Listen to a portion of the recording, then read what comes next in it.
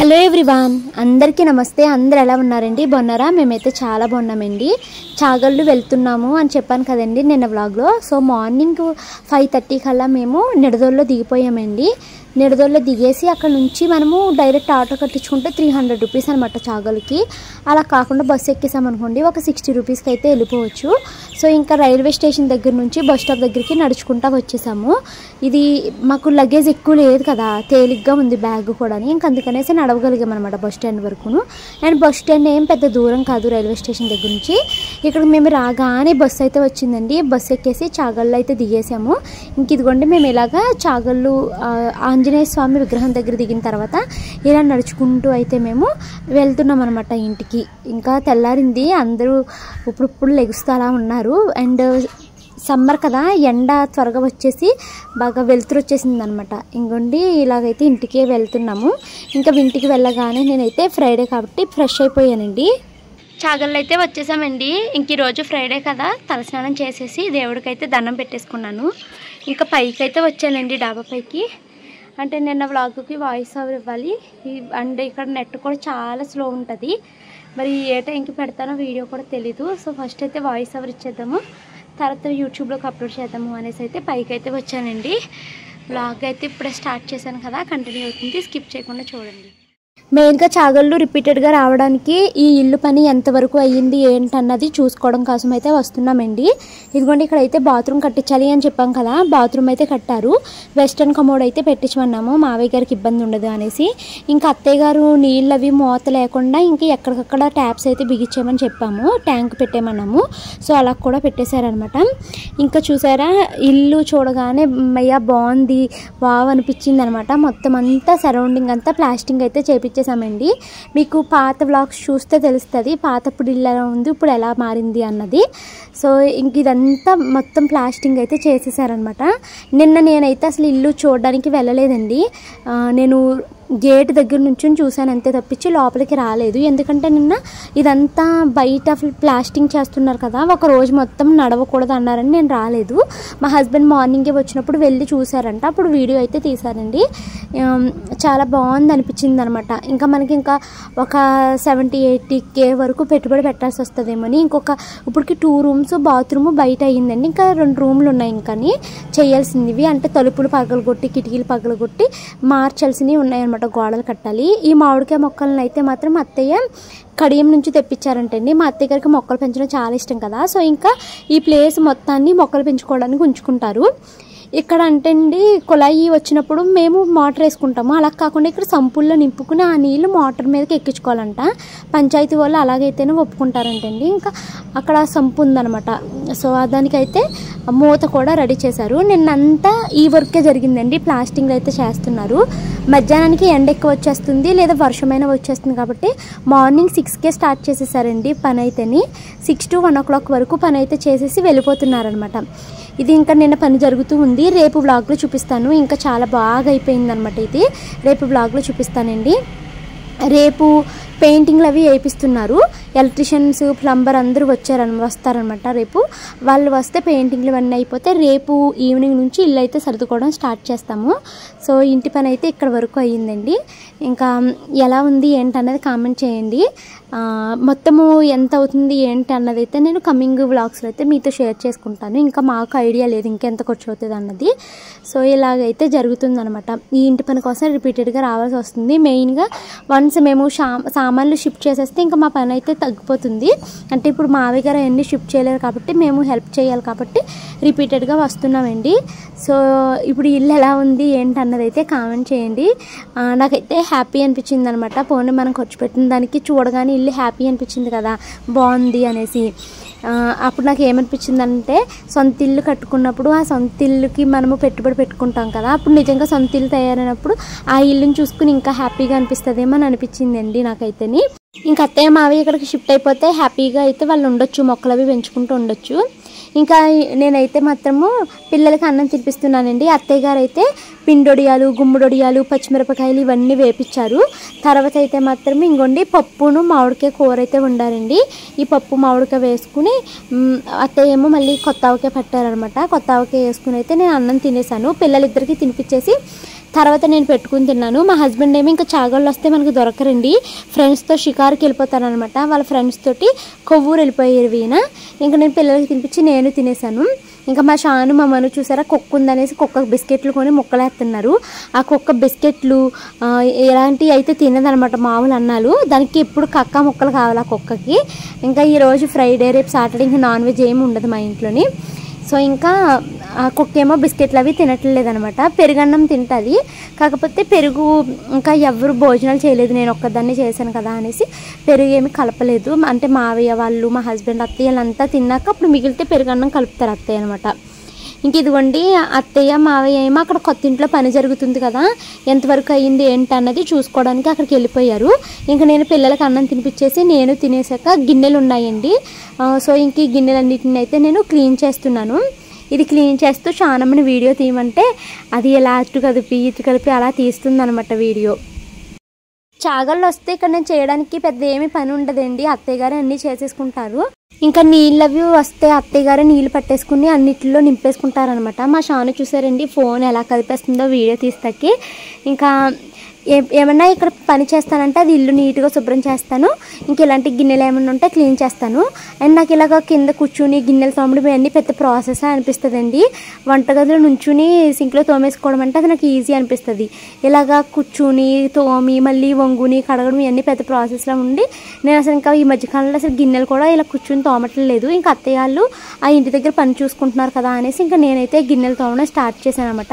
ఇంకా మా షానుని వీడియో తీయమ్మా అంటే ఇంకా అసలు తెగ కదిపేస్తుందండి ఫోన్ అయితే మాత్రము.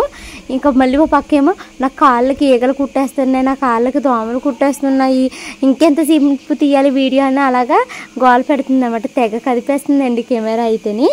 ఇంక ఇదిగోండి గిన్నెలు తోముతూ దాన్ని చూసి నవ్వుకుంటున్నాను అనమాట. ఇంకా తోముతం అయితే కంప్లీట్ అయిపోయింది, కడిగేస్తున్నానండి. అత్తయ్య గారు అయితే టీ ఇలాగా ఇత్తడి గిన్నెలో పెట్టుకుంటున్నారండి.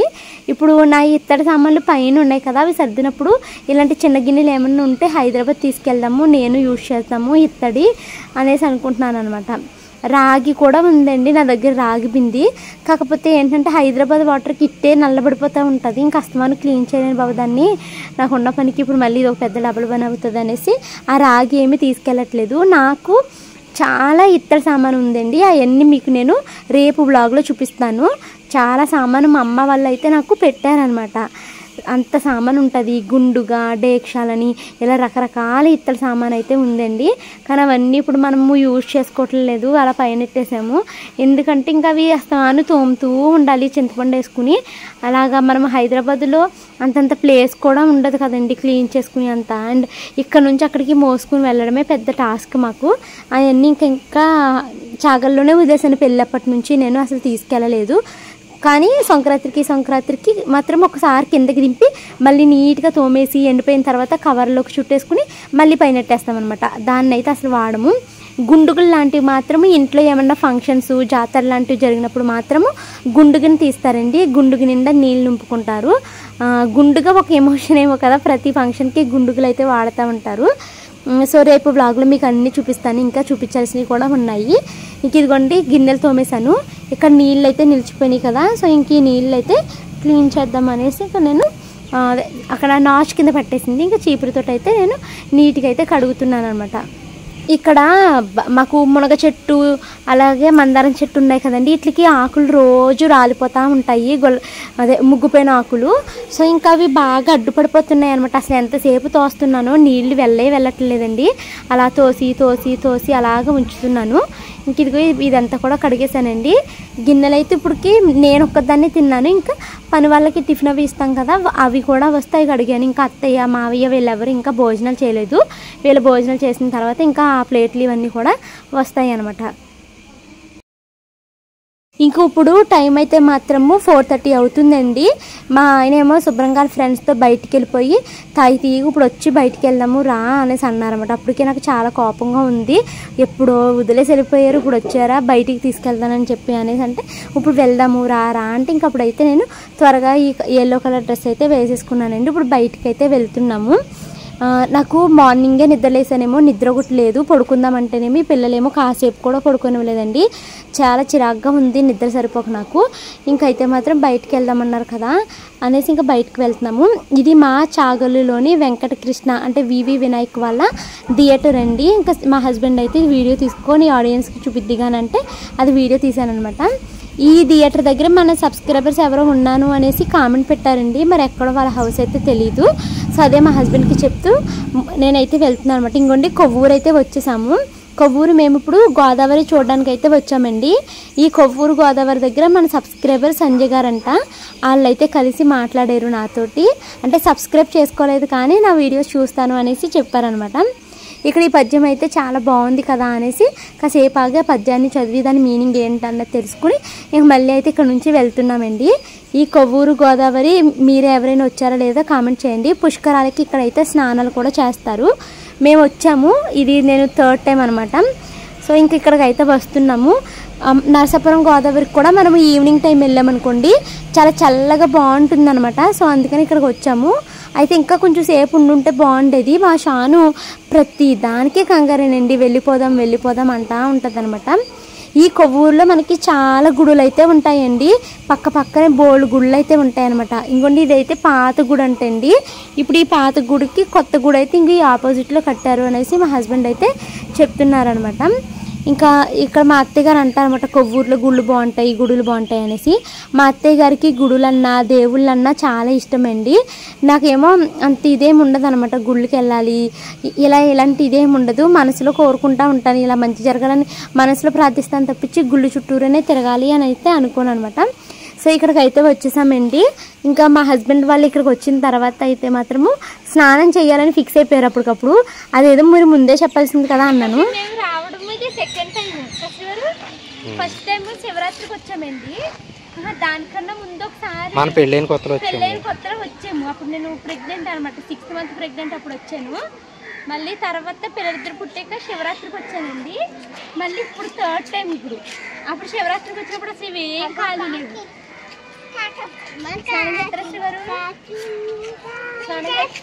మరి బట్టలు తీసుకొచ్చాం కదా చెప్తాను.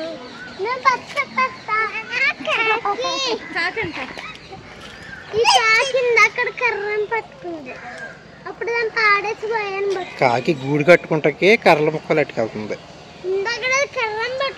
ఇంత పెద్దదే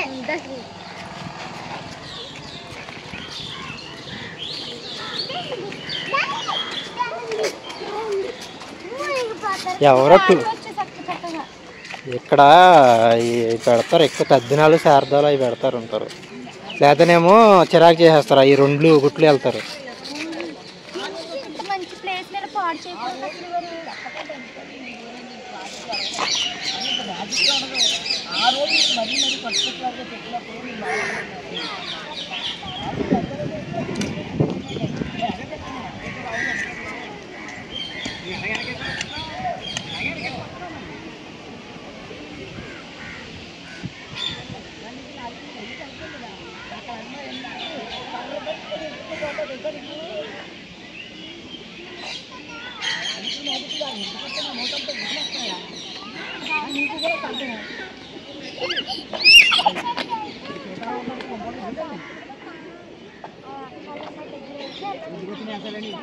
వాళ్ళు స్నానాలు చేస్తున్నారు కదా.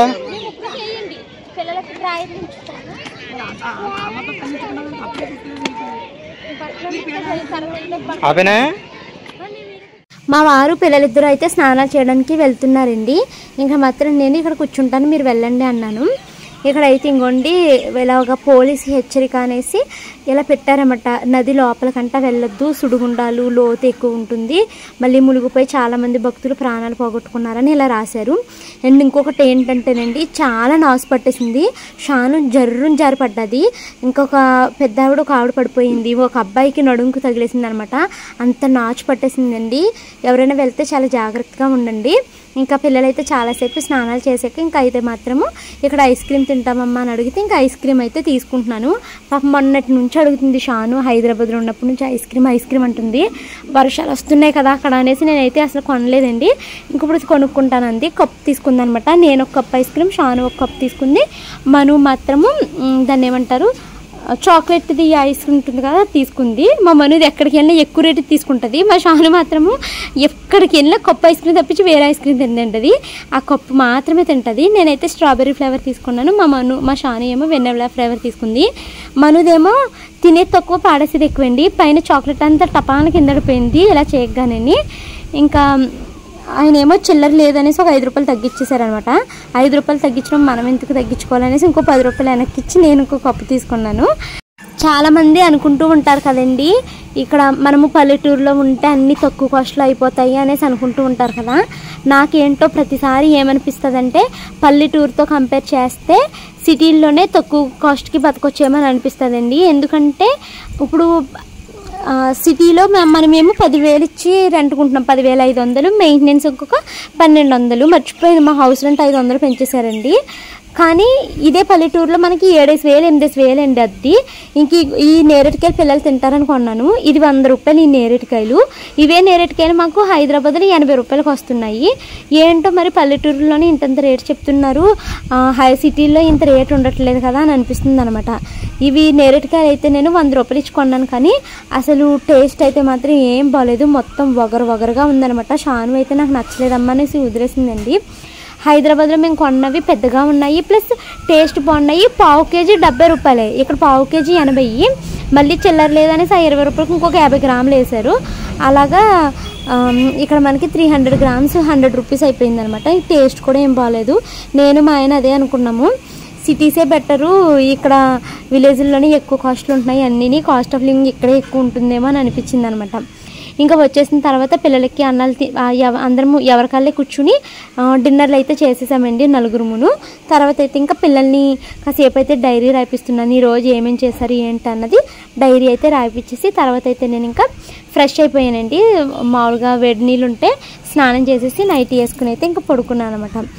నాకైతే ఈ రోజు అయితే చాలా బోరింగ్గా గడిచిందండి. అసలు ఎందుకు ఇలా ఈరోజు వచ్చేసాము, మీరు సెలవు పెట్టుకుని మరి వచ్చేసారు, ఇక్కడ ఏం పని లేదు కదా, రేపు ఎల్లుండో రావాల్సిందే అని అనిపించింది. అలాగ ఖాళీగా ఉండి బోర్ కొట్టేసింది అనమాట. పిల్లలకు కూడా ఆడుకోవడానికి ఎవరు పిల్లలు లేరు. మా తోడుకోళ్ళ పిల్లలేమో వాళ్ళ అమ్మమ్మ ఇంటికి వెళ్ళారనమాట. వాళ్ళకు కూడా బోర్ కొట్టేసి నన్ను తెగిసుకిచ్చేసారండి. అనవసరంగా ఈ రోజు వచ్చేసేమేమో రేపు రావాల్సిందేమో చాగలని అనిపించింది అనమాట. ఇంకా ఈ రోజైతే అలా బోరింగ్ అలా గడిచిపోయిందండి. సో ఇదండి ఈరోజు బ్లాగ్. ఈ వీడియో నచ్చితే లైక్ చేసి కామెంట్ చేయండి. Thank you so much for watching this video. మరొక మంచి వీడియోతో కలుస్తానండి. Until then bye. మనము యూట్యూబ్ సిరీస్ ప్రతిరోజు 3 వీడియోస్ పెడుతున్నానండి. ఎవరికైనా ఇంట్రెస్ట్ ఉంటుందేమో ఒకసారి షార్ట్లు అయితే చెక్ చేయండి. బాయ్.